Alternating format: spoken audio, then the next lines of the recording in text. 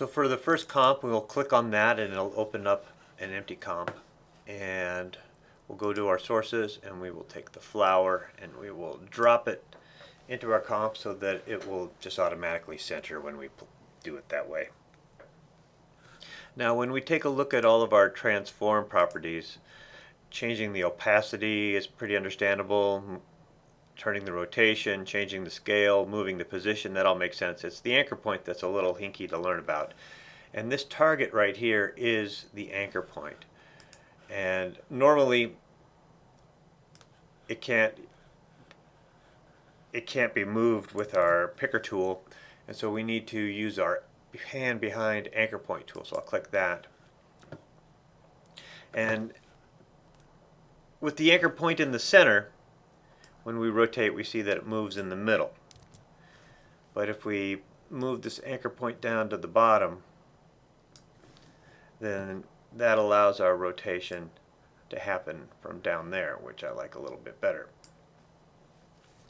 So basically we'll start with our rotation in this normal spot. We'll go to second one and we'll back it off a little bit. And we'll go to second two and we'll swing it the other way. And then we'll go probably to frame 20 and we will put it back right in the middle. So I copy and pasted this guy right back to 0. So let's take a look and see what that looks like.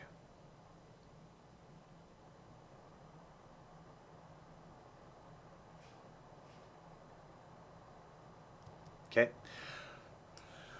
I want to soften those keyframes, so I'm going to select them all and I'm going to right click and we're going to keyframe assistant and make it ease, and that'll soften it a little bit.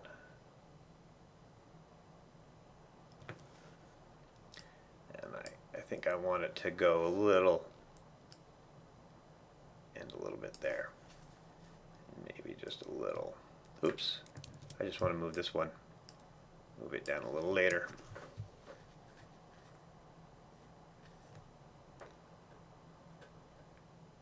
Alright, and then this one I want to swing it a little more right. Alright, now the next thing I'm going to do is I'm going to click this motion blur button, and with this motion blur clicked as well, it'll soften the edges during the motion and make it feel like it's more part of the image.